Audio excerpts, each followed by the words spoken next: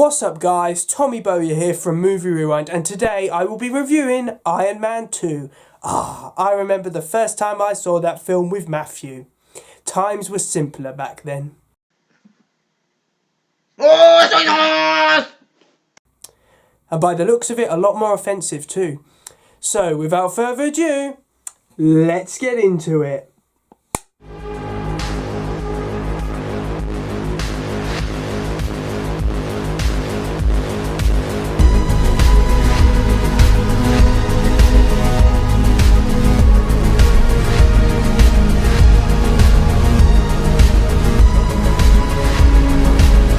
So in terms of the character development, I honestly feel that it is a mixed bag.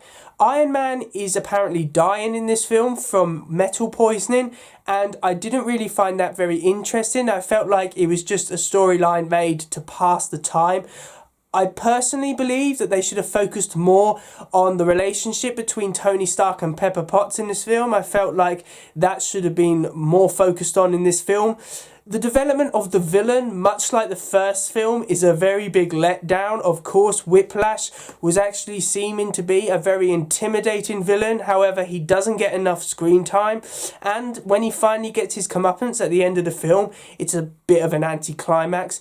Honestly, the character development in this film is not as strong as the first film. So I'm going to give it a 5 out of 10 because I think they could have improved in a number of areas. The majority of the performances are actually pretty strong. Robert Downey Jr. is brilliant in the role of Iron Man, and he continues to do so in this film. Gwyneth Paltrow is great as Pepper Potts, and she shares great chemistry with Robert Downey Jr., makes them one of the strongest and most believable couples in the Marvel Cinematic Universe. Don Cheadle is actually a great replacement from Terrence Howard. On screen, the friendship between Robert Downey Jr. and Terrence Howard just didn't seem to be there half the time. With Don Cheadle, it does, and he's a great replacement. He's great in the role of Colonel Rhodes. Obviously, the main performance which let this film down is Mickey Rourke in the role of Whiplash, because he just doesn't get enough screen time or development to really be a memorable villain. He's just your bog standard MCU villain. So in terms of the performances, I'm going to give them a 7 out of 10. They would be a higher, however, the villain was just not good enough. As for the effects are alright. I mean, there's no real improvement from the first Iron Man film. That's not to say that they're bad effects, there is no improvement there. There's probably about 2 or 3 action scenes in this film, and I'm not saying that films should be all about action. However, there is a lot of quieter moments where I feel that there just needs to be a bit more going on. You know, it does get a bit boring. The effects are not bad. So the effects are going to get a 7 out of 10 because while they are decent, there's just no real improvement from the first Iron Man.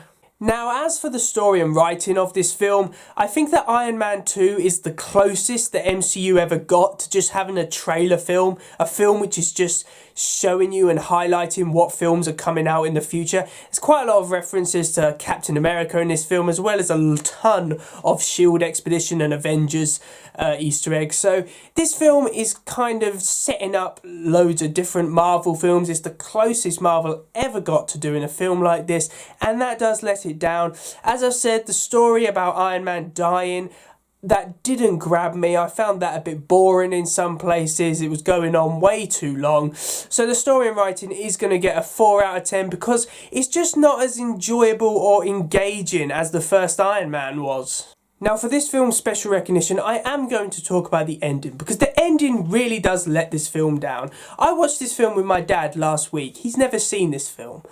And when they're having the fight scene and then Whiplash comes down, it's like, oh yeah, they're going to have this massive fight. This has been built up throughout the film, and they defeat him within about 3 minutes. And my dad said, is that it? There's obviously more, isn't there? And looking at it now, yeah, I can see why loads of people had a problem with this film, because the ending is a massive anticlimax. The fight scene between Iron Man, War Machine and Whiplash should have been a really intense and brutal fight scene. It's not. It's over in about 3 minutes. And I think that's the problem. When you have a film which ends on an anticlimax, it kind of spoils the whole film, because you've been building up to something and it just doesn't happen. It's just a letdown. So, in my personal opinion, I think that the main problem with this film is that there is a massive letdown at the end. So this special recognition gets a 2 out of 10 because Whiplash should have been such a great villain. It's just a shame that they didn't know what to do with his potential.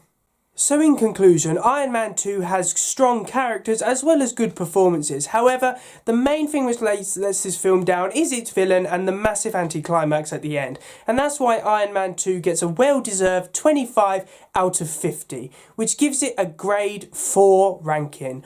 Honestly, Iron Man 2 I enjoy. Do not get me wrong. However, it's just not as good as the film that came before it. So thanks for watching, guys. I really do hope that you enjoyed my Iron Man 2 movie review. Please remember to like, comment and subscribe in order to receive great and maybe even improved quality content in the future, and I will see you in another one.